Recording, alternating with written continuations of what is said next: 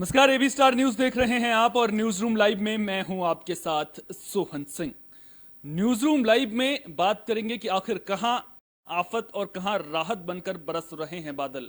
बात होगी श्रीलंका के हालात भी कि क्या राजपक्षे परिवार की विदाई के बाद डूबती श्रीलंका बच पाएगी।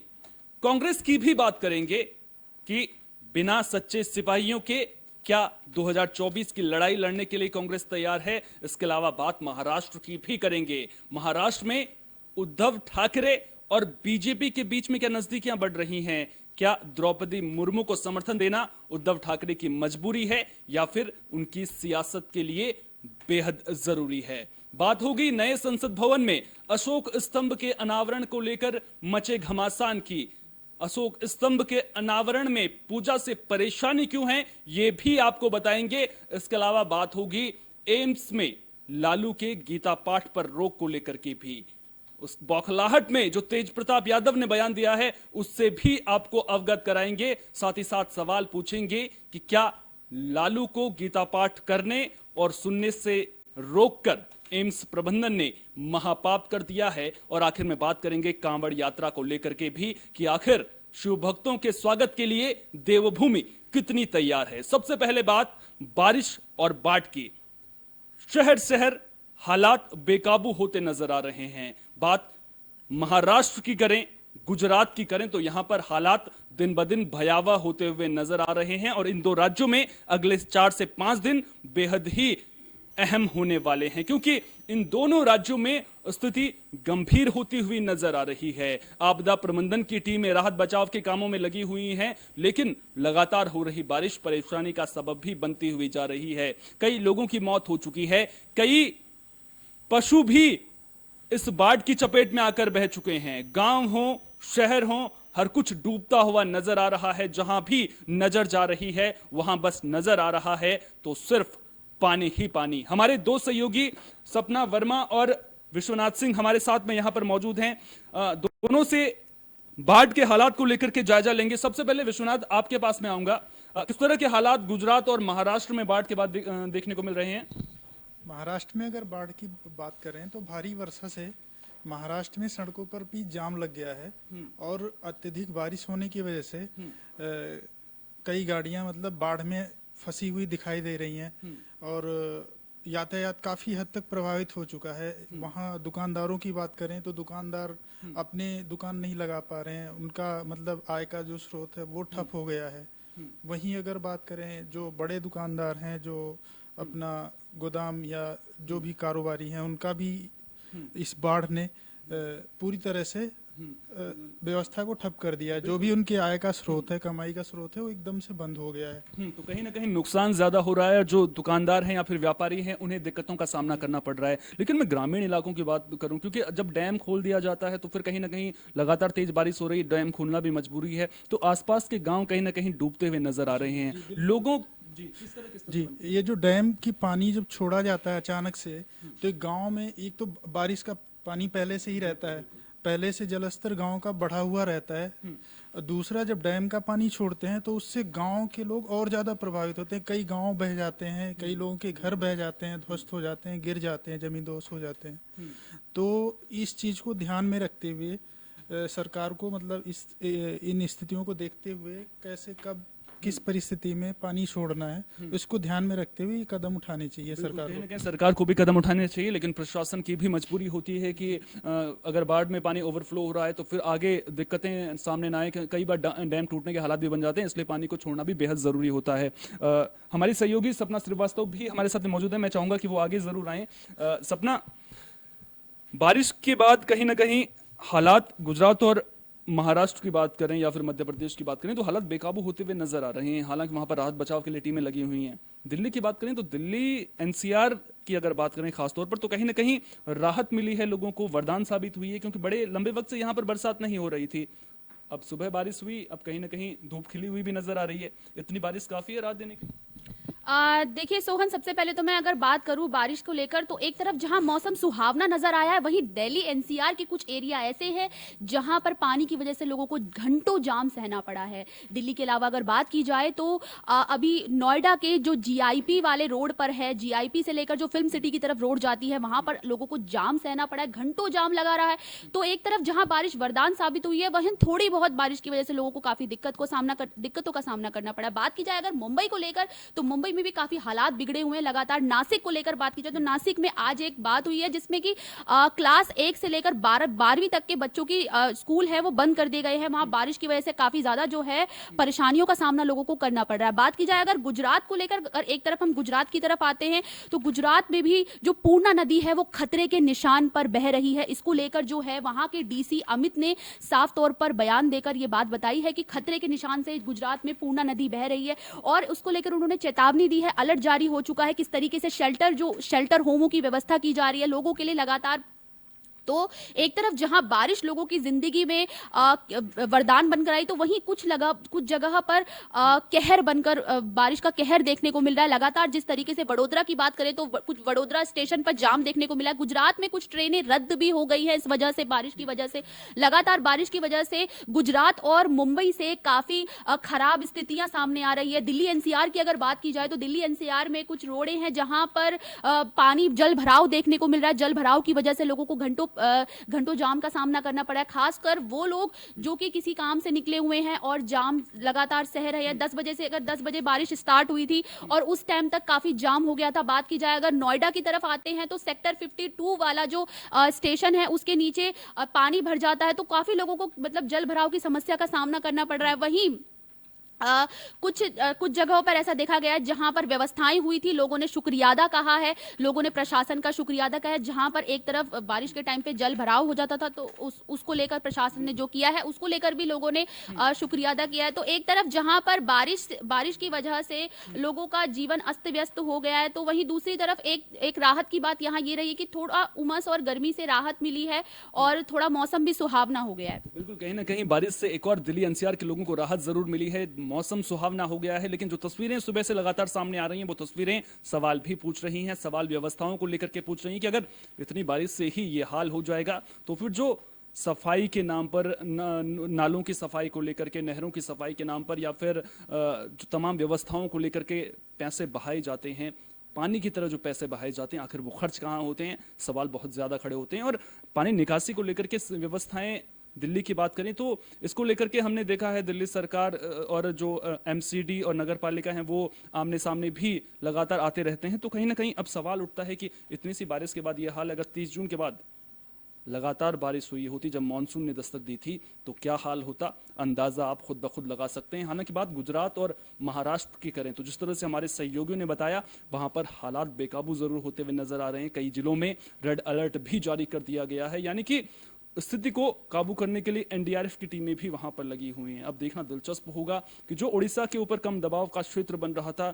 क्या वो पूरी तरह से अब बनना बंद हो गया है। जिस तरह से आज दिल्ली एनसीआर में बारिश हुई है, ये भी लगातार मौसम विभाग के द्वारा अब आगे के दिनों के लेकर के किस तरह की अपडेट सामने आती हैं। क्या दिल्ली एनसीआर में आगे आने वाले दिनों में भी झमाझम बरसात देखने को मिलेगी, इस पर भी हमारी नजर लगातार बनी रहेगी। बात श्रीलंका के हालात को लेकर के भी कर लेते हैं। दरअसल श्रीलंका में बाढ़ तो नहीं आ रही है, लेकिन श्रीलंका डूबने की कगार पर जरूर पहुंच गया है, क्योंकि राष्ट्रपति भवन हो या पुराना संसद हो, दोनों जगहों से जिस तरह की तस्वीरें सामने आ रही हैं वो तस्वीरें सवाल पूछ रही हैं। अब आप खुद सोचिए, अगर आप राष्ट्रपति भवन को घूमने का अड्डा बना देंगे, जिस चेयर पर राष्ट्रपति बैठते थे उस चेयर पर बैठकर आप पोज देंगे, कैरम खेलते हुए नजर आएंगे, राष्ट्रपति भवन की रसोई का आप बुरा हाल कर देंगे, वहां पर नोट गिनते हुए नजर आएंगे, तो उस देश की स्थिति कैसी होगी ये आप खुद ब खुद अंदाजा लगा सकते हैं। हालात बेकाबू होते हुए नजर आ रहे हैं, लेकिन सवाल बड़ा है। सवाल ये कि क्या राजपक्षे परिवार की विदाई के बाद श्रीलंका डूबने से बच जाएगी। थोड़ी देर में हमारे वरिष्ठ सहयोगी, हमारे एग्जीक्यूटिव एडिटर दिवाकर विक्रम सिंह जी का रुख भी इस बात को लेकर के करेंगे, उनसे ये सवाल जरूर पूछेंगे, क्योंकि इस बारे में बात करना बेहद जरूरी है। बात अगर श्रीलंका के मौजूदा हालात की करें तो आप तस्वीरों के जरिए खुद ब खुद देख रहे होंगे किस तरह की तस्वीरें श्रीलंका से सामने आ रही हैं। और अब राजपक्षे गोटाबाया राजपक्षे 13 जुलाई को इस्तीफा देंगे। उसके बाद खबर यह भी आ रही है कि 13 जुलाई के बाद रानिल विक्रमसिंघे कार्यवाहक राष्ट्रपति के तौर पर कमान संभालते हुए नजर आएंगे। सर्वदलीय सरकार बनती हुई भी नजर वहां पर आ रही है, लेकिन क्या सर्वदलीय सरकार बनने के बाद श्रीलंका मुसीबतों से उबर पाएगा, इस पर भी बात जरूर होगी। लेकिन सबसे पहले बात श्रीलंका के मौजूदा हालात और जिस तरह से गोटाबाया राजपक्षे तो 13 जुलाई को इस्तीफा दे रहे हैं और खबरें यह भी आ रही हैं कि रानिल विक्रमसिंघे कार्यवाहक राष्ट्रपति का पद संभालते हुए नजर आएंगे। सवाल मेरा ये, क्या राजपक्षे परिवार जो 2 दशक से भी ज्यादा वक्त तक श्रीलंका के शासन में रहा, श्रीलंका की सत्ता पर काबिज रहा, भ्रष्टाचार के आरोप भी लगे, राष्ट्रपति भवन में नोट गिनती हुई तस्वीरें भी सामने आई, क्या राजपक्षे परिवार की विदाई के बाद श्रीलंका में हालात सुधरेंगे? देखिए, ये तो परसेप्शन है, ऐसा नहीं है, क्योंकि 2 दशक से अधिक समय तक ये परिवार रहा है। लेकिन परिवारवाद के खिलाफ भी एक बहुत बड़ा जनाक्रोश है।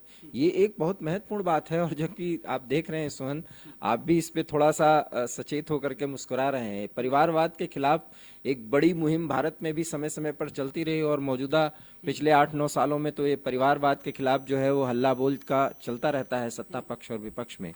लेकिन परिवारवाद के तहत पूरा देश तो नहीं आना चाहिए, लेकिन हाँ, कुछ परिवारों का योगदान होता है देश के विकास में, तो जनता उसे स्वीकार भी करती है, लेकिन उसकी अति हो जाती है तो उसे अस्वीकार करती है। बहुत महत्वपूर्ण बात है कि इतने मुश्किलों के समय में रानिल विक्रमसिंघे के खिलाफ उतना माहौल नहीं था, सब गो गोटा गो, गो गोटा गो का नारे लगाए, तो नाराजगी है। 2 महत्वपूर्ण बातें आपने इसमें कही है कि क्या उसके हालात सुधरेंगे। देखिए, ऐसा है, अगर एक परिवार को हटा देने से इतनी खराब स्थिति जो श्रीलंका की है वो सुधर जाए तो इससे बढ़िया तो कोई विकल्प हो नहीं सकता। ऐसा नहीं है, क्योंकि जैसा कि सोहन एवी स्टार न्यूज पर ही एक विशेष चर्चा में कुछ विशेषज्ञों की जो राय है वो बहुत मायने रखती है और 2 ही इनके पास अब रास्ते हैं। एक तो ये, या तो ये IMF या अन्य कुछ ऐसे संस्थाओं या उस ऐसे मंच पर जाएं जहां से इनको प्राथमिक तौर पर इतना लोन मिले और वो भी आसान किस्तों पर, उसकी शर्तें भी जो हैं बहुत आसान हो, कि ये अपने फौरी तौर पर, तात्कालिक तौर पर वो समस्याएं जिसका सामना पब्लिक कर रही है और सड़कों पर उतरी है उसका एक समाधान कर सकें फौरी तौर पर। वो तात्कालिक ही होगा, लंबे समय के लिए दीर्घकालिक रणनीति बनानी होगी तो IMF जो है वो दे सकता है। लेकिन भारत के कुछ विशेषज्ञों की राय, और जैसा कि मैं भी इसका आकलन कर पा रहा हूं सोहन, एक बहुत महत्वपूर्ण बात है कि भारत के बिना ऐसा हो नहीं सकता। और जैसा कि हम लोग पहले दिन से इस बात पर चर्चा कर रहे थे कि भारत की भूमिका बहुत बड़ी होने जा रही है, और भारत की भूमिका इसलिए बड़ी होने जा रही है क्योंकि श्रीलंका को चीन ने अपने झांसे में और कर्ज जाल में फंसा करके किस तरीके से वहां के हम्बनटोटा बंदरगाह, हम्बनटोटा इस समय बहुत विशेष जो है वो नजरों में है। हम्बनटोटा से याद आया, कल आप जब विशेषज्ञों के साथ में बातचीत कर रहे थे तो ये बात भी निकलकर सामने आई थी कि हम्बनटोटा बंदरगाह को अब अपने कब्जे में लेना चाहिए।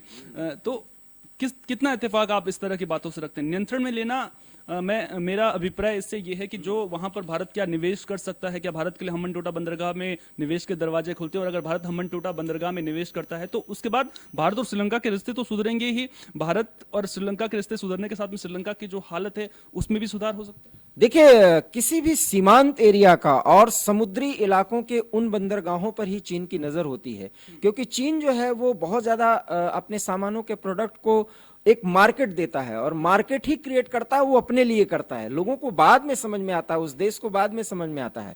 अब उसके विकास पर, उसके इंफ्रास्ट्रक्चर पर चीन पूरी तरह से अपना पैसा लगा करके उसका विकास किया है। और बहुत महत्वपूर्ण बात है कि हम्बनटोटा के विकास का काम फिलहाल चीन ने रोक दिया है, क्योंकि चीन श्रीलंका की माली हालत को समझ रहा है और कोरोना भी उसमें एक बहुत बड़ा फैक्टर था। लेकिन जो विशेषज्ञों के, जैसा कि आपने जिक्र किया, जो हम लोग चर्चा कर रहे थे, तो उसमें जो विशेषज्ञ, एक सैन्य विशेषज्ञ, उन्होंने जिस तरह से बात कही कि इस समय गिव एंड टेक का समय आ गया है। कारण यह है कि उस पर कब्जा नहीं करना, आप ऐसी स्थिति बना दो कि भाई हम तो अब आपके लिए इस समय तारणहार हैं, सब कुछ कर रहे हैं। ये हम्बनटोटा पर अगर चीन है, चीन हमारा प्रतिद्वंदी है और हम खुले मार्केट के तहत ये बात कर रहे हैं कि आप ये काम हमको करने दो और हम आपके इस समस्या को निपटाने के लिए सामने आ गए हैं। तो ये है गिव एंड टेक, जो बहुत ही प्यार से, राजनयिक तरीके से, सैद्धांतिक तौर पर यह सहमत करना श्रीलंका को। हालांकि श्रीलंका इतने आसानी से मान जाएगा अभी मुझे इसमें संदेह है, लेकिन हाँ इस तरह की बात की जा सकती है। एक और अहम सवाल मैं आपसे लेना चाहूंगा कि दरअसल चीन को लेकर के हम लगातार जिक्र कर रहे हैं और चीन को लेकर के हम डॉन में भी जिस तरह से छपा था कि पाकिस्तान को भी सबक लेना चाहिए श्रीलंका के हालात से, क्या भारत को सबक नहीं लेना चाहिए? क्योंकि जिस तरह से चीनी सामानों का बाजार भारत में बढ़ रहा है, हालांकि समय समय पर विरोध भी हमें देखने को मिलता है, चीनी सामानों का विरोध देखने को मिलता है, दिवाली के टाइम पर लड़ियों का विरोध देखने को मिलता है, दिए जलाने को लेकर के बातें कही जाती हैं, लेकिन चीनी सामानों का विस्तार और कम रेट में उपलब्धता और उसकी वो कहते हैं कि सामान चीन का ऐसा है कि चले तो चांद तक नहीं तो शाम तक, ऐसे में भारत को क्या चीनी सामान या चीनी बाजार को लेकर के अभी से जागरूक होने की जरूरत नहीं है? हालांकि आत्मनिर्भर भारत की बात जरूर कही जा रही है। देखिए, बाजार में जो प्रोडक्ट आते हैं वो तो उन प्रोडक्ट की खासियत या उसकी बुराई है, वो एक अलग मुद्दा है। जिन शर्तों पर चीन कर्ज देता है वो शर्तें बहुत छोटे देश या वो जरूरतमंद देश उस समय मान जाते हैं। पाकिस्तान भी तो माना है।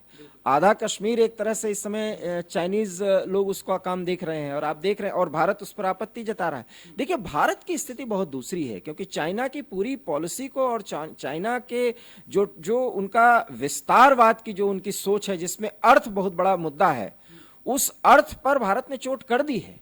क्योंकि जब देखिए हमारे 2 सालों के पहले जो स्थिति थी, उसके बाद अब जो है, ऐसा नहीं कि चीन हमारा दुश्मन है कि सब कुछ हमने रोक दिया है, व्यापार अभी भी हमारा चलता है, लेकिन उनकी जो व्यापारिक रणनीति के पीछे जो उनकी मनोकांक्षा है, जो वो मक्कारी है, सॉरी टू से मुझे ये शब्द का इस्तेमाल करना पड़ रहा है, उस मक्कारी को राजनयिक तरीके से भारत ने भांप लिया और उसका बिल्कुल उसी के उसमें जवाब दिया जाता है भाषा में।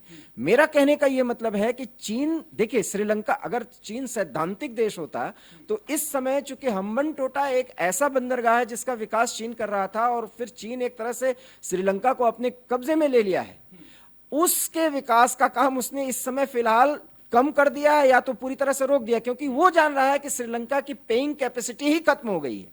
इसलिए कि किसी की कंगाली को आप देख रहे हो और इस मुश्किल की घड़ी में उसका साथ देना चाहिए। अब श्रीलंका को यह बात समझ में आ रहा है कि भारत के साथ उसने पिछले 5-7 सालों में समय समय पर चीन के बहकाने में कुछ ऐसा काम किया है, लेकिन भारत एक पड़ोसी की भूमिका अदा कर रहा है। भारत 4 बिलियन से अधिक जो है वो अभी कर्ज दे चुका है उनको। एक और अहम सवाल मैं एक और अहम सवाल आपसे लेना चाहूंगा। दरअसल मैं चीन का जो रुख श्रीलंका को लेकर के रहा है, भारत के प्रक्षेप में समझने की कोशिश कर रहा हूं, भारत के संदर्भ में बात करने की कोशिश कर रहा हूं। सवाल मेरा ये है कि चीन समय समय पर यह दावा करता रहता है अरुणाचल के कुछ हिस्सों पर, पूर्वोत्तर भारत की मैं बात कर रहा हूं, और उन्हीं को लेकर के राहुल गांधी का ट्वीट भी सामने आता है। राहुल गांधी के ट्वीट में ये दिखाने की राहुल गांधी कोशिश करते हैं कि वहां पर सरकार ध्यान नहीं दे रही है, अरुणाचल के कुछ हिस्सों पर चीन का कब्जा हो गया। तो भारत के लिए कहीं ना कहीं, भारत सरकार के लिए लड़ाई दोहरी नहीं हो जाती है, अंदरूनी लड़ाई भी और बाहरी लड़ाई भी? ये तो एक राजनीतिक ऐसे वर्तमान प्रजातांत्रिक भारत में जो सत्ता पक्ष और विपक्ष के बीच में जो कशमकश चला करती है, वो उसकी पराकाष्ठा है। इसका जो कुछ भी आप देख रहे हैं, राजनीति ठीक है, लेकिन क्या अंतर्राष्ट्रीय मुद्दों पर इस तरह की ऐसा करना नहीं चाहिए। यही तो समझदारी है, यही समझदारी है। अभी आपने एक बहुत महत्वपूर्ण सवाल किया था, उसका भी मैं जवाब दे देता हूं कि भारत में भी कहीं ऐसी स्थिति ना आए। मैं आपको सोहन याद दिलाऊं, और शायद आपको याद आ जाएगा, एक बैठक प्रधानमंत्री ने की थी जिसमें कई आईएएस अधिकारी या जो वरिष्ठ अधिकारी हैं प्रशासनिक और इन क्षेत्रों को जानने वाले, उन्होंने कहा था कि कुछ राज्यों को अब सचेत हो जाना चाहिए, नहीं स्थिति हो जाएगी। लेकिन उन राज्यों की स्थिति खराब होगी तो केंद्र पर इतनी जो सख्ती है कि उसको कंट्रोल करने की कोशिश की जाएगी। मतलब आप सिर्फ सस्ती लोकप्रियता हासिल करने के लिए जो कुछ हासिल करते हैं, वो बाद में बहुत नुकसान हो सकता है। अब जैसे हमारे यहाँ देखिए, आपने गैस का एलपीजी मुहैया कराने का तुरंत उन्होंने आदेश दिया है। अब एलपीजी को लेकर के जो प्रधानमंत्री की योजना है, ऐसा नहीं कि आप किसी प्रधानमंत्री या किसी सरकार की बात करिए, वो सब कुछ बहुत कैलकुलेट करके दिया जाता है कि साल में इतनी छूट होगी, वो होगा। अब आप फ्री बिजली की कहीं घोषणा कर दो, ये सब बातें। अभी तो हमको बिजली इतना उत्पादन करना है कि हम पूरे देश के लिए समान वितरण हो, और उसमें आप फ्री बिजली की घोषणा कर दें, तो ये सस्ती लोकप्रियता जो हासिल करने के लिए श्रीलंका में किया गया, उन्हीं सब का नुकसान है। और उस पर आपकी आय घट रही थी और आप आसान शर्तों को बता करके कर्ज ले रहे हो, तो देश को दिखा रहे थे कि ऐसा करना है वैसा करना है। इसलिए सोहन, इस समय मेक इन इंडिया के महत्व को समझना चाहिए कि हम भैया आओ, बनाओ यही, और हमारा प्रोडक्ट हो, हम आपको दे रहे हैं ना मार्केट, और हम बेचेंगे। हमारे साथ मिलके काम करो, हम आपका अनुभव भी लेंगे। देखिए ये सब बहुत विचार की बात है। श्रीलंका और भारत के दृष्टिकोण में, जैसा कि पश्चिम बंगाल के एक विधायक ने बड़ी टिप्पणी की थी, वो बहुत हास्यास्पद थी कि एक दिन प्रधानमंत्री की स्थिति भी जो गोटाबाया की होगी। प्रधानमंत्री की स्थिति और ये सब चीज अगर इस तरह की होती तो ऐसा होता नहीं। सच ये है कि राजनीति श्रीलंका की एक परिवार के द्वारा जो की गई, उसमें चीन के झांसे में आए। कोरोना का एक ऐसा काल आया जिससे उनका मेन इंडस्ट्री जो है पर्यटन, वो बिखर गया। उस समय उन्होंने अपने संसाधनों को, अपने विदेशी मुद्रा को बिल्कुल संभाल करके खर्च न करने की जो, तो श्रीलंका ने जिस तरह के फैसले लिए थे, मैं बता दूं कि लगातार कर्ज बढ़ रहा था, उसके बाद टैक्स में छूट दी थी, सब्सिडीज दी गई थी, जिसकी वजह से इस तरह के हालात पैदा हुए हैं। सर ब्रेक पे जाना है मुझे इसके बाद, तो एक आखिरी सवाल आपसे लूंगा। सवाल मेरा ये कि श्रीलंका में हालात कब तक सुधर रहे हैं, और अगर सुधरेंगे क्या लंबा वक्त लग जाएगा, या मदद पर ही पूरी तरह से आश्वस्त है? शॉर्ट में निपटाइए। देखिए मुझे ऐसा लगता है कि कम से कम 3 से 6 महीने इस समस्या से निपटने में लगेगा। जनता अपने घरों को लौटेगी, उसके बाद मिलीजुली सरकार ही एक दीर्घकालिक रणनीति बनाएगी जिसमें पूरे सत्ता पक्ष और विपक्ष की सहमति होगी, और उसके आधार पर श्रीलंका की आर्थिक स्थिति फिर से उठनी शुरू होगी। स्थिति संभल जाएगी, ऐसा नहीं है, लेकिन एटलीस्ट 3 to 6 मंथ। तो 3 से 6 महीने अभी लग सकते हैं, लेकिन स्थिति क्या 3 से 6 महीने में भी अगर सुधरती है श्रीलंका की, तो ये भी श्रीलंका के लिए बहुत बड़ी बात होगी। हालांकि मित्र देश किस तरह से मदद करते हैं, इस पर भी नजर लगातार बनी रहेगी। श्रीलंका ने जो गलतियां की थी, क्या उन गलतियों से दूसरे देश सबक ले रहे हैं? भारत को क्या सबक लेने चाहिए, पाकिस्तान को क्या सबक लेने चाहिए, और उन देशों को क्या सबक लेने चाहिए जो चीन के कर्जजाल में फंसते हुए नजर आ रहे हैं? वक्त हो चला एक छोटे से ब्रेक का।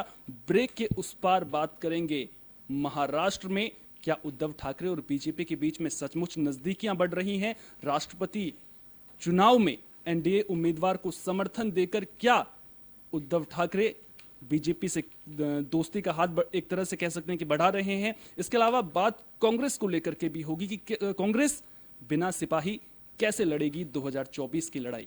एक छोटे से ब्रेक। खबर आपकी,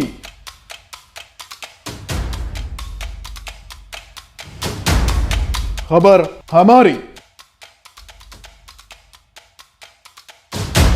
खबर देश और दुनिया की। खबर ही नहीं, खबर की तह तक। एबी स्टार न्यूज हर वक्त आपके साथ। भागती दौड़ती जिंदगी, हर पल वक्त की चिंता, भीड़ में भी तन्हाई का एहसास। तब हम पहुंचते हैं आपके पास, लेते हैं आपकी खबर,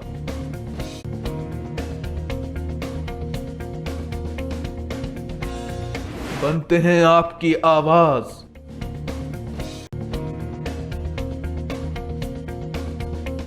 सोए को जगाते हैं।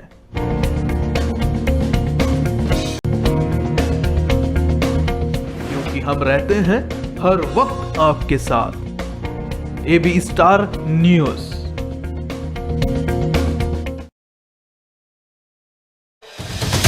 खबर आपकी,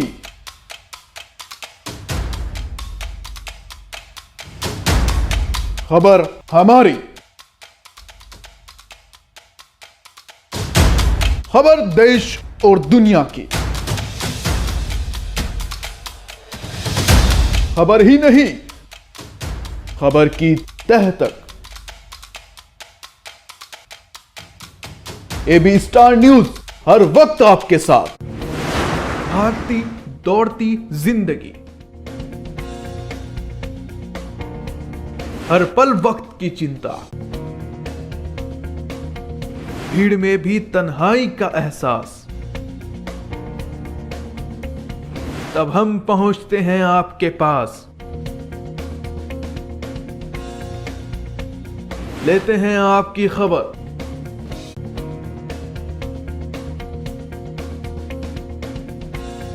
बनते हैं आपकी आवाज।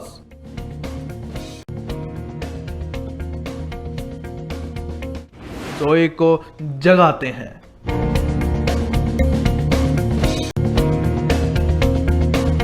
क्योंकि हम रहते हैं हर वक्त आपके साथ। एबी स्टार न्यूज,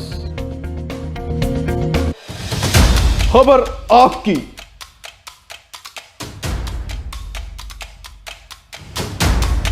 खबर हमारी,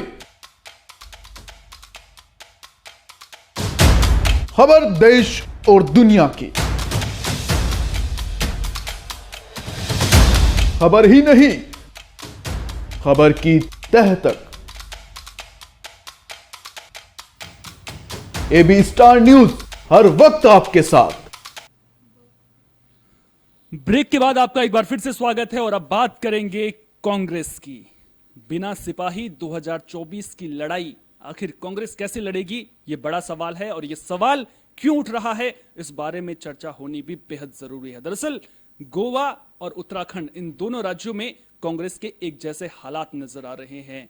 आरोप गोवा में यह लग रहे हैं कि बीजेपी कांग्रेस के विधायकों को तोड़ने की कोशिश कर रही है, वहीं उत्तराखंड में भी बीजेपी तो नहीं लेकिन आम आदमी पार्टी का दामन जरूर कांग्रेस के कई बड़े नेताओं ने थाम जरूर लिया है। उन नेताओं के नाम भी मैं आपको बता देता हूं, राजेंद्र प्रसाद रतूड़ी, कमलेश रमन और कुलदीप चौधरी। इन तीन नेताओं ने आम आदमी पार्टी का दामन थाम लिया है। अब ऐसी इन नेताओं की मजबूरी क्या थी, यह सवाल बड़ा है। क्या ये कांग्रेस में जो अंदर गड़बड़ झाला चल रहा है, क्या वो खबरें सही हैं? क्या कांग्रेस अंतर्कलह से पार नहीं पा रही है? क्योंकि दो गुटों की बात कांग्रेस, उत्तराखंड कांग्रेस की अगर हम बात करें तो वो बात जरूर होती रहती है और ऐसे में सवाल कई सारे खड़े होते हैं, क्योंकि इस तरह की चर्चाएं जब विधानसभा चुनाव शुरू हुए थे तब भी सामने आ रही थी। अब बात अगर करें हरक सिंह रावत को लेकर के भी सियासी गलियारों में सुगबुगाहट जरूर तेज हो गई है। दरअसल हरक सिंह रावत के भी कांग्रेस छोड़ने के कयास लगाए जा रहे हैं। अगर उनका ट्विटर हैंडल आप खंगालेंगे तो उसमें पाएंगे कि उन्होंने जो लास्ट ट्वीट किया था वो जेपी नड्डा का समर्थन कर रहे थे। इसके अलावा भगत सिंह कोश्यारी जो हाल ही में उत्तराखंड पहुंचे, इस दौरान मुख्यमंत्री पुष्कर सिंह धामी से भी मुलाकात की थी और मुख्यमंत्री पुष्कर सिंह धामी के साथ मुलाकात भगत सिंह कोश्यारी की मौजूदगी में, जो उत्तराखंड के पूर्व मुख्यमंत्री भी रह चुके हैं। चर्चा अब उत्तराखंड की सियासत में जोर पकड़ने लगी है। आखिर उत्तराखंड कांग्रेस में चल क्या रहा है? क्या किसी तरह के और सियासी परिवर्तन की गुंजाइश उत्तराखंड में नजर आ रही है? तमाम पहलुओं पर चर्चा करेंगे। हमारे वरिष्ठ सहयोगी इनपुट हेड शोएब खान जी हमारे साथ में मौजूद हैं। शोएब जी, उत्तराखंड कांग्रेस की जब भी बात होती है तो इससे पहले ये मिथक था कि उत्तराखंड में एक पार्टी 5 साल के लिए सरकार में रहती है। वो मिथक बीजेपी ने तोड़ दिया। बीजेपी लगातार 2 बार 5 साल सरकार बनाने वाली पार्टी वहां पर लगातार बनी। अब 3 बड़े नेता कांग्रेस को टाटा बाय बाय कह रहे हैं। हालत कांग्रेस की वैसे अच्छी नहीं है, विधानसभा चुनाव में परिणाम अच्छे नहीं रहे। वजह क्या मानते हैं आप इन कांग्रेस छोड़ने को? क्योंकि ये कोई नए नेता नहीं थे। 45 साल के करीब से लगभग जो कमलेश रमन है वो कांग्रेस पार्टी में थी। अब ऐसे नेता साथ छोड़ेंगे, ऐसे सिपाही साथ छोड़ेंगे तो फिर लड़ाई तो मुश्किल हो जाएगी आगे। देखिए सोहन, ये उत्तराखंड की बात है, कांग्रेस के साथ तो हर जगह खेला हो रहा है। सीधा चाहे राजस्थान में सरकार है, कांग्रेस की है, अशोक गहलोत और डिप्टी सीएम जो है उनके बीच में 36 का आंकड़ा हुआ। सचिन पायलट के बीच 36 के आंकड़े, कभी 63 के आंकड़े, कभी 36 के आंकड़े बने रहते हैं। मैंने जो नेतृत्व है वो जाते हैं, उन दोनों को फिर समझाए जाते हैं, उनके आने के बाद फिर दोनों 36 में बदल जाते हैं, फिर वो 63 में बदल जाते हैं। महाराष्ट्र में शिवसेना के साथ में ये थे, वहाँ पे शिवसेना के लोगों के एमएलओ ने जो है इनको बगावत कर दी तो वहाँ से भी सरकार चली गई। वहाँ से भी कुछ 1-2 विधायक ऐसे हैं जो इधर उधर जाने की उसमें लगे हुए। अब इनके पास में बचा था भूपेश बघेल बचे थे। भूपेश बघेल और टीएन देव सिंह के बीच में, टीएन देव सिंह के बीच में आपको ध्यान होगा आज से 2-3 महीने पहले दोनों के बीच में कुछ वार्तालाप चली थी जिसमें टीएन देव सिंह को यहाँ पर बुलाया गया था और सोनिया गांधी ने समझा बुझा के भेज दिया। गोवा 5 विधायक इनके जा चुके हैं। जब तक उसको सोनिया गांधी खुद उस चीज को जो संभालने के लिए उतरी, पता ये चला कि उत्तराखंड में जो है चले गए। सबसे बड़ी चीज है उत्तराखंड के जो 3 लोग गए हैं, ये 3 ही नहीं है, इस सबसे पहले जो इनके सबसे पुराने जो थे जोत सिंह बिष्ट और डॉक्टर आरपी रतूड़ी। जोत सिंह बिष्ट जो है सबसे पहले आप में चले गए थे आरपी रतूड़ी, कमलेश्वरन और कुलदीप चौधरी। ये तीनों नेता काफी सीनियर हैं, ये तीनों भी चले गए। अब हरक सिंह रावत का जो है वो हमेशा डगमगाया जाता है। बताइए, जा रहे हैं बीजेपी में अब? देखिए, इनका कोई भरोसा नहीं, जा भी सकते हैं, क्योंकि जो इनका लास्ट ट्विटर आया है उसमें, और जब जेपी नड्डा पहुंचे थे वहां पर खुद ये जाते हैं और स्वागत उनका करते हैं, तो वो जा भी सकते हैं। लेकिन उत्तराखंड में ये सब क्यों हो रहा है? उत्तराखंड में कई गुट बन गए। हरीश रावत अपना एक गुट बनाए बैठे हुए हैं, प्रीतम सिंह अपना गुट बनाए बैठे। दोनों गुटों को बैलेंस करने के लिए यशपाल आर्या को लेके आए, जबकि यशपाल आर्या कांग्रेस में थे, बीजेपी में चले गए, बीजेपी से फिर कांग्रेस में आ गए। यशपाल आर्या को नेता प्रतिपक्ष बनाया इन्होंने। उसके बाद में करण महारा हार गए रानीखेत से, उठा के उन्हें जो है प्रदेश अध्यक्ष बना दिया। जो एक और गुट जो था वो उससे जो पुराने लीडर जो थे, पुराने कांग्रेस के लोग थे, वो उनसे बिदक गए। आज यही ना वजह है जिसकी वजह से पुराने लोगों को जो किनारे किया जा रहा है, नए लोगों को लाया जा रहा है, और पुराने लोग जो है दूसरी पार्टियों में जा रहे हैं। कुल मिला के कांग्रेस के उत्तराखंड में पूरी तरीके से कांग्रेस के साथ खेला। और एक चीज और बता दें, अभी 8 एमएलए ऐसे और हैं जो किसी भी क्षण, उत्तराखंड की बात करें, उत्तराखंड के 8 एमएलए, 5 कुमाऊं मंडल के और 3 गढ़वाल मंडल के हैं, वो किसी भी समय बीजेपी में जा सकते हैं। क्योंकि जब धामी जीत के आए थे तो आपने देखा हो कि धामी ने कई जीतने के बाद में कई कांग्रेस के नेताओं से अलग अलग मुलाकात भी करी और कुछ लोगों के घर पे भी गए थे।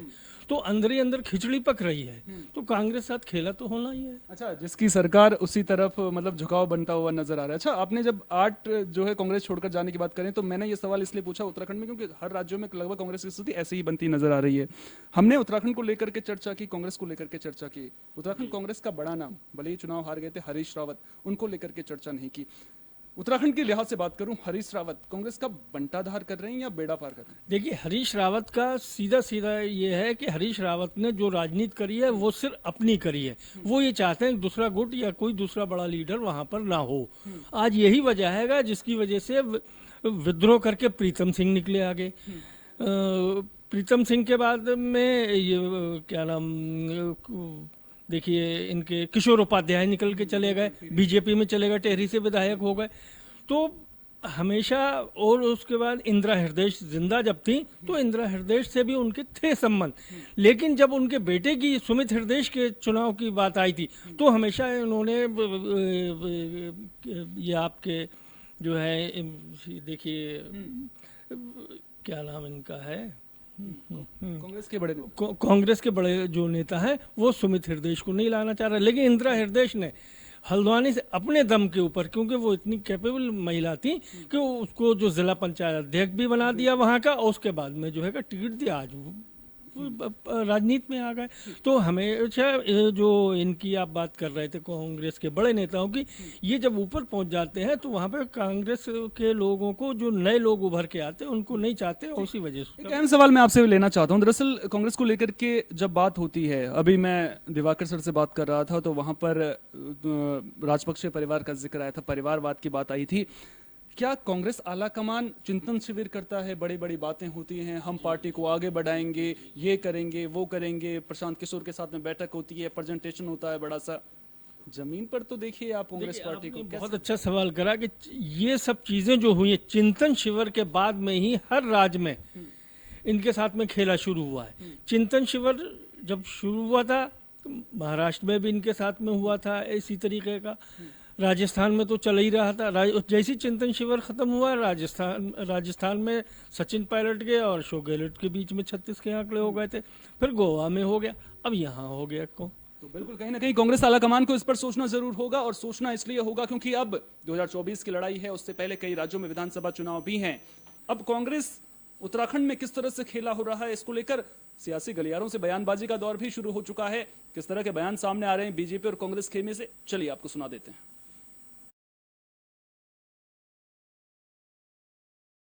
देखिए, आज़ादी कांग्रेस पार्टी ने जिस तरह से इस देश को लूटा और जिस तरह से इस देश के अंदर नीतियां बनाई, केवल एक गांधी परिवार को पनपाने के लिए और अपने सगे संबंधियों को लेकर और अपने तक ही सीमित रह गई। और भ्रष्टाचार को अड्डा जिस तरह से उन्होंने इस देश को बनाया, और उनके कारण जो देश के अंदर समर्पित कांग्रेसी नेता हैं, आज उन सब का मोह धीरे धीरे कांग्रेस से भंग होता चला जा रहा है। राष्ट्रीय स्तर पर भी आप देखेंगे तो सारे नेताओं ने, जो कांग्रेस के जाने माने नेता हैं, जिनका अपने क्षेत्र में कुछ आधार है, जिन्होंने समाज के लिए कुछ किया है, उन्होंने छोड़ दिया है। आज उत्तराखंड राज्य के अंदर जो आरपी रतोड़ी कांग्रेस के इतने वरिष्ठ नेता हैं, मैं कह सकता हूं कि आरपी रतोड़ी कांग्रेस के एक आधार स्तंभ थे, और कांग्रेस पार्टी से उनका इतना लंबा नाता और इतने महत्वपूर्ण पदों पर वो रहे, प्रवक्ता पद से लेकर मंत्री पदों। BJP was trying for a 2/3 split to see that minimum 8 of the MLAs leave, because they were trying for that. They were not, in spite of offering huge amounts of money. Many of our people have been offered huge amounts of money. I can't express, I'm shocked at the amount of money that their BJP was offering for these people to defect. But our 6 MLAs, they stood firm. I am proud of them. तो उत्तराखंड कांग्रेस में बगावत शुरू हो गई है, लेकिन क्या कांग्रेस आलाकमान इस बगावत को रोकने के लिए कोई नई पहल करता है? सेंटर से कौन सा नेता अब उत्तराखंड पहुंचता है, इस पर भी नजरें हमारी लगातार बनी रहेंगी। बात अब महाराष्ट्र को लेकर के भी कर लेते हैं, क्योंकि महाराष्ट्र की सियासत में आपने हाल के दिनों में देखा होगा कि किस तरह से दुश्मनी खूब निभाई गई थी। बीजेपी और उद्धव सरकार के बीच में जो दुश्मनी देखने को मिली थी, आखिरकार महाराष्ट्र की सियासत ने ऐसा पलटा मारा कि उद्धव ठाकरे को सीएम पद की कुर्सी छोड़नी पड़ी और एकनाथ शिंदे मुख्यमंत्री बन गए। लेकिन अब खबरें इस तरह की सामने आ रही हैं कि उद्धव ठाकरे और बीजेपी के बीच में नजदीकियां बढ़ रही हैं। अब ऐसा हम क्यों कह रहे हैं? ऐसा हम इसलिए कह रहे हैं क्योंकि एनडीए की जो राष्ट्रपति उम्मीदवार हैं द्रौपदी मुर्मू, उन्हें उद्धव ठाकरे समर्थन देते हुए नजर आ रहे हैं। हालांकि संजय राउत इससे संतुष्ट नजर नहीं आ रहे हैं, और अब ऐसे में कहीं ना कहीं एनसीपी प्रमुख शरद पवार की नाराजगी उद्धव ठाकरे को जरूर झेलनी पड़ती है। लेकिन क्या अब शरद पवार उद्धव ठाकरे के लिए मायने रखते हैं? क्योंकि एनसीपी के पास इतना संख्या बल है नहीं। अब उद्धव ठाकरे के पास जो संख्या बल उन्हें सरकार बचाने के लिए चाहिए था, वो सब शिंदे गुट के पास देखने को मिल रहा है। तो ऐसे में कहीं ना कहीं मुश्किलें बढ़ती हुई नजर आ रही हैं। और जब बैठक बुलाई गई थी द्रौपदी मुर्मू को समर्थन देने के लिए, तो सभी जो लोकसभा सदस्य हैं वो उस बैठक में शामिल नहीं हुए थे। 10 के करीब जो सदस्य हैं वो शामिल हुए थे और उन्होंने द्रौपदी मुर्मू के नाम पर मुहर लगाई थी। हालांकि खबरें ये भी आ रही थी कि संजय राउत उस बैठक से बीच में उठ करके चले गए थे। हालांकि उसके बाद जब संजय राउत से इसको लेकर के सवाल पूछा गया तो संजय राउत ने कहा था कि वो लोग मूर्ख हैं जो मेरे बीच में उठकर जाने की बात कर रहे हैं, मुझे मातोश्री में कुछ काम था, इस वजह से मैं गया था। और संजय राउत का एक ट्वीट भी उसके बाद सामने आया था, और उस ट्वीट को लेकर के भी इस गलियारों में खूब चर्चाएं हो रही। मैं चाहूंगा कि हमारी सहयोगी पैनल प्रोड्यूसर उस ट्वीट को जूम करके जरूर दिखाएं, उस विजुअल को मैं चाहूंगा कि जरूर दिखाएं। क्या कुछ उस ट्वीट में था, आप अपनी स्क्रीन पर भी देख सकते हैं कि किस तरह से ये ट्वीट अब संजय राउत ने किया है, उसे लेकर के सवाल उठते हुए नजर आ रहे हैं। तो संजय राउत ने ट्वीट किया था जिसमें उन्होंने कहा था कि अब सभी को सभी से खतरा है। अब इसके मायने क्या हैं? क्या बीजेपी और उद्धव ठाकरे के बीच में नजदीकियों पर यह ट्वीट मोहर लगाता हुआ नजर आ रहा है? यह भी बड़ा सवाल है। इसके अलावा आपने देखा होगा कि ठाकरे परिवार को लेकर के किसी भी तरह का बयान बीजेपी की ओर से नहीं दिया गया है। यह भी यह दर्शाता है कि अब जो नजदीकियां हैं वो बढ़ती हुई जरूर नजर आ रही हैं। चलिए अब बात नई संसद में अशोक स्तंभ के अनावरण को लेकर के भी कर लेते हैं, जिसको लेकर खूब सियासत देखने को मिली। प्रधानमंत्री नरेंद्र मोदी नई संसद में अशोक स्तंभ का अनावरण करते हैं, जिसके बाद सियासत तेज हो जाती है। ओवैसी इसे संविधान का खिलवाड़ बताते हैं, कहते हैं कि जो उन्होंने किया है वो संवैधानिक दायरे में नहीं था। वहीं वाम दलों की ओर से भी ट्वीट किया जाता है। सवाल पूजा को लेकर के भी उठाए जाते हैं कि संसद सभी धर्मों की है, वहां पर पूजा करने की क्या जरूरत थी। सबसे पहले अशोक स्तंभ की खूबियों के बारे में आपको बता देते हैं। हमारी सहयोगी सपना वर्मा इस बारे में आपको जानकारी देंगी। सपना, जिस तरह से अशोक स्तंभ को लेकर के अगर बात की जाए तो कहीं ना कहीं अशोक स्तंभ की खूबियों की खूब चर्चा हो रही है। अशोक स्तंभ कैसे ये राष्ट्रीय चिन्ह बना, ये भी बड़ी बात है। और कहीं ना कहीं जो अशोक स्तंभ अब नई संसद भवन में है, उसको लेकर के भी किस तरह की जानकारी आपके पास है? क्या कुछ इस अशोक स्तंभ की खूबियां हैं? देखिए सोहन, इसका जो अनावरण है वो प्रधानमंत्री मोदी ने किया था और उसके बाद से ही लगातार इसको लेकर सियासत शुरू हो चुकी है। इसको लेकर महुआ मोइत्रा का भी ट्वीट आया, किस तरीके से उन्होंने जो है 2 पोस्ट किए हैं। एक में उन्होंने अशोक स्तंभ की पुरानी तस्वीर शेयर की है और एक में न्यू तस्वीर शेयर की है, जिसका अभी हाल ही में अनावरण हुआ है, जिसमें कि शेर को काफी आक्रामक रूप से दिखाया गया और उसको लेकर जो है विपक्ष लगातार उन्हें घेरता हुआ नजर आ रहा है। उसको लेकर अब जो है कांग्रेस की ओर से भी जो बयान आ रहा है सामने, उसमें कांग्रेस ने जो कांग्रेस है उसकी ओर से जो बयान सामने आ रहा है, कांग्रेस विपक्ष इसलिए मोदी को घेर रहा है क्योंकि उनका कहना यह है कि जब पार्टी इसे वहां पर और पार्टियां क्यों नहीं थी, जब संसद सभी की है तो संसद में सिर्फ एक पार्टी को प्रमुखता क्यों दी गई। तो इसको लेकर विपक्ष लगातार प्रधानमंत्री मोदी को आड़े हाथों ले रहा है, लगातार बयानबाजियों का दौर जारी है और शेर की जो इमेज है उसको लेकर लगातार ट्रोलिंग का शिकार भी प्रधानमंत्री को किया जा रहा है। जिस तरीके से लगातार महुआ मोइत्रा का ट्वीट सामने आया, बेहद ही शर्मनाक है किस तरीके से लगातार वो प्रधानमंत्री को घेर रहे हैं।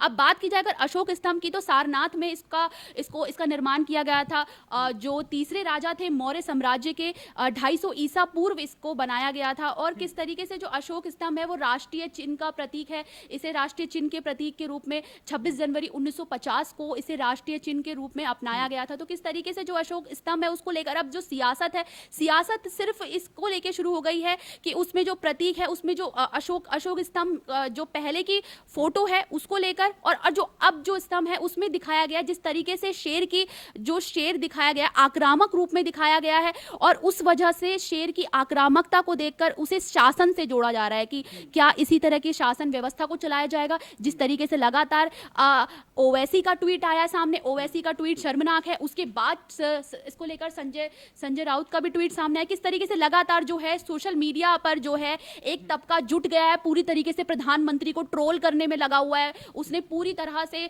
ऐसा लग रहा है कि ठीकरा उठा रखा है प्रधानमंत्री को ट्रोल करने का और लगातार इसको लेकर जो है बयानबाजियां शुरू हो गई है। कांग्रेस उसको लेकर विपक्ष प्रधानमंत्री को इसलिए घेर रही है क्योंकि उनका मानना है कि उन्हें एंट्री नहीं मिली है, जबकि ये जो अशोक चिन्ह है ये तो सभी का है, संसद सभी की है, तो फिर वहां पर किसी एक पार्टी को इतनी ज्यादा प्रायोरिटी क्यों दी जा रही है। अब यहाँ पर सवाल ये उठता है ना कि सवाल विपक्ष जरूर पूछ रहा है, सवाल ये पूछ रहा है कि आखिर सभी को वहां पर बुलावा क्यों नहीं दिया गया, क्यों एक पार्टी को महत्व दिया गया। लेकिन यहां पर हमें देखना होगा कि वहां पर कौन कौन से लोग मौजूद थे। नगर निर्माण विभाग के जिम्मे सेंट्रल विस्टा प्रोजेक्ट के तहत नई संसद का निर्माण कार्य है, इसलिए उसके माननीय मंत्री वहां पर मौजूद थे। दोनों सदनों के जो स्पीकर होते हैं वो वहां पर मौजूद थे और प्रधानमंत्री नरेंद्र मोदी वहां पर मौजूद थे। किसी पार्टी का ये फंक्शन नहीं था, आपको सबसे पहले ये समझना होगा, क्योंकि अगर किसी पार्टी का फंक्शन होता तो फिर तो हमने देखा है कि बीजेपी के कार्यक्रमों में किस तरह से बीजेपी शासित राज्यों के मुख्यमंत्री भी वहां पर पहुंचते हैं। दूसरा सवाल कि आखिर पूजा क्यों की गई। अब अगर आप अशोक स्तंभ को देखेंगे, उसमें जो वाक्य लिखा हुआ है सत्यमेव जयते, वो मुंडको उपनिषद से लिया गया है। ये जानकारी भी आपके पास होनी बेहद जरूरी है। और मैं आपको बता दूं कि जो अशोक स्तंभ है उसके दुरुपयोग को लेकर के भी नियम है, यानी कि अगर कोई उसका दुरुपयोग करता है, उसका इस्तेमाल अगर आप रिटायर हो चुके हैं तो उसके बाद नहीं कर सकते हैं। वो ये बात जो है सांसदों पर भी लागू होती है, विधायकों पर भी लागू होती है, राजनेताओं पर भी लागू होती है। और अगर आप ऐसा करते हैं तो ऐसे में जेल के साथ साथ जुर्माने का भी प्रावधान है। 2 साल तक की जेल के अलावा 5,000 रुपए तक का जुर्माना भी आपको भरना पड़ सकता है। सवाल ये कि जब एक नई संसद का निर्माण हो रहा है, आपको याद होगा जब सेंट्रल विस्टा प्रोजेक्ट की शुरुआत हुई थी उस वक्त भी इस प्रोजेक्ट को लेकर के सवाल उठाए गए थे। अगर देश की गरिमा को गौरवान्वित करने वाला कोई कदम उठाया जा रहा है तो ऐसे में सियासत अगर विपक्ष करेगा, क्योंकि सियासत अगर आपको करनी है तो उसके लिए बहुत सारे दूसरे मुद्दे हो सकते हैं। जब बात राष्ट्र के गौरव की हो, राष्ट्र की गरिमा की हो, तो ऐसे मुद्दों पर सियासत तो बिल्कुल भी नहीं होनी चाहिए। बात अब लालू यादव की भी कर लेते हैं। दरअसल लालू यादव पिछले कुछ दिनों से एम्स में भर्ती हैं। वजह यह थी कि वो सीढ़ियों से गिर गए थे, उसके बाद उनके कंधे में फ्रैक्चर आया था। उसके बाद जब उनकी बेटी ने एक उनकी तस्वीर सोशल मीडिया पर पोस्ट की थी तो उसके बाद लालू यादव को लेकर के इस तरह की खबरें भी लगातार सामने आई थी कि उनकी स्थिति बेहद नाजुक है, काम उनका शरीर ढंग से नहीं कर रहा है। हालांकि उसके बाद एक बयान सामने आया था जिसमें बताया गया था कि लालू की स्थिति ठीक है, इतनी खराब नहीं है। अब बात यहां पर आती है कि आज लालू यादव की बात क्यों हो रही है। दरअसल तेज प्रताप यादव ने यह आरोप लगाया है कि लालू यादव एम्स में गीता पाठ और कर रहे थे और सुन रहे थे, लेकिन एम्स प्रबंधन ने उन्हें रोक दिया, जिसके बाद तेज प्रताप यादव कहते हैं कि यह महापाप है और उस महापापी को यह समझना चाहिए कि उसे इस महापाप की सजा इसी जन्म में मिलेगी। अब सवाल ये उठता है यहां पर कि लालू यादव किन परिस्थितियों में वहां पर गीता पाठ और कर रहे थे या फिर गीता पाठ सुन रहे थे। अगर गीता पाठ का आयोजन वो कर रहे थे, बड़े पैमाने पर कर रहे थे और एम्स प्रबंधन ने उस पर नाराजगी जाहिर की थी, तो क्या अस्पताल का जो काम है वो बाधित हो रहा था?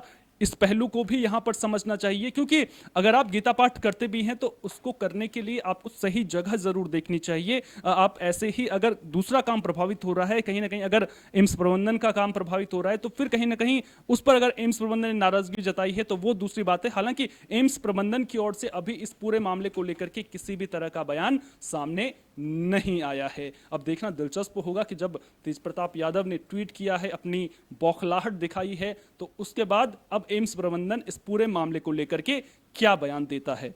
आखिर में बात कांवड़ यात्रा को लेकर के भी कर लेते हैं। दरअसल कांवड़ यात्रा को लेकर के अब शिव भक्तों में उत्साह दिन ब दिन बढ़ता हुआ नजर आ रहा है, क्योंकि 14 जुलाई से कांवड़ यात्रा शुरू हो रही है और कांवड़ यात्रा को लेकर धूम दिखना लाजमी है। देवभूमि शिव भक्त के स्वागत के लिए पूरी तरह से तैयार नजर आ रही है। आपको याद होगा कि कुछ दिनों पहले से ही तैयारियां तेज होती हुई नजर आएंगी। कुछ ही देर में मेरे सहयोगी विश्वनाथ सिंह कांवड़ यात्रा को लेकर के किस तरह की राज्यों में तैयारियां हैं उसको लेकर के जानकारी देंगे। वो हमारे साथ में यहाँ पर जुड़ेंगे और वो बताएंगे कि किस तरह से कांवड़ यात्रा को लेकर के धूम देखने को मिल रही है। तैयारियां चाक चौबंद जरूर नजर आ रही हैं। विश्वनाथ सिंह हमारे साथ में यहाँ पर मौजूद हैं। विश्वनाथ, कांवड़ यात्रा को लेकर शिव भक्तों में उत्साह देखने को मिल रहा है। 14 जुलाई की तारीख है, नजदीक है, 2 दिन बाद कांवड़ यात्रा शुरू हो रही है। किस तरह की तैयारियां राज्यों में की गई हैं? क्योंकि दिल्ली की बात करें, उत्तर प्रदेश की बात करें, तो यहाँ से बड़ी संख्या में कांवड़िया जाते हैं। कांवड़ यात्रा की अगर बात करें तो देखिए, कांवड़ यात्रियों के लिए पहले से जो सड़क के किनारे अतिक्रमण है उसको हटाया जा रहा है प्रशासन की तरफ से। और प्रशासन इस यात्रा को लेकर, इस बार की कांवड़ यात्रा को लेकर काफ़ी मुस्तैद नज़र आ रही है। वहीं अगर दिल्ली में बात करें तो दिल्ली में इस बार जानकारी के अनुसार 338 रजिस्ट्रेशन कैंप बनाए गए हैं, जहां से कांवड़ यात्री ऑनलाइन रजिस्ट्रेशन कर सकते हैं। ये तारीख 14 तारीख से शायद 23 तारीख तक निर्धारित की गई है कि वो ऑनलाइन रजिस्ट्रेशन करवाएं और अपनी मतलब यात्रा को बेहतर बना सकें। अच्छा, यूपी में किस तरह की तैयारी? यूपी में अगर बात की जाए तो यूपी में योगी सरकार ने तो पहले से ही कांवड़ यात्रा को लेकर सतर्कता दिखाई है और प्रशासन पूरी तरह से यहाँ भी मुस्तैद नजर आया है। यहाँ पे भी अतिक्रमण हटाए जा रहे हैं सड़क के किनारे से, या कांवड़ यात्रियों के लिए जो सड़क के किनारे गंदगी या जो भी डस्ट होता था, साफ सफाई का विशेष ध्यान दिया जा रहा है और उनकी यात्रा सुगम हो सके, अच्छी हो सके, इसके लिए प्रशासन पुरजोर कोशिश कर रही है उनकी यात्रा में किसी प्रकार की कमी ना आए। वहीं अगर उत्तराखंड की बात करें तो उत्तराखंड में धामी सरकार ने भी कांवड़ यात्रियों के लिए, अभी सुनने में आया था कि हरिद्वार में अतिक्रमण हटाया गया सड़कों के किनारे से और पूरी तरह से प्रशासन, डीएम, एसपी सब मुस्तैद नजर आए। प्रशासन पूरी तरह से मुस्तैद नजर आ रहा है और तैयारियां जो हैं वो चाक चौबंद नजर आ रही हैं। तो कांवड़ यात्रा को लेकर उत्साह देखते ही बन रहा है, तैयारियां मुस्तैद जरूर नजर आ रही हैं, लेकिन अब जो तैयारियां हैं वो कितनी चाक चौबंद है, किस तरह की व्यवस्थाएं हैं, जब कांवड़ यात्रा शुरू होगी उसके बाद ही इस बारे में जानकारी जो है वो सामने आ पाएगी। न्यूज रूम लाइव में फिलहाल के लिए इतना ही। देश दुनिया की तमाम अहम खबरों के लिए बने रहिए एबी स्टार न्यूज के साथ, क्योंकि यहां पर खबरों का सिलसिला कभी नहीं थमता।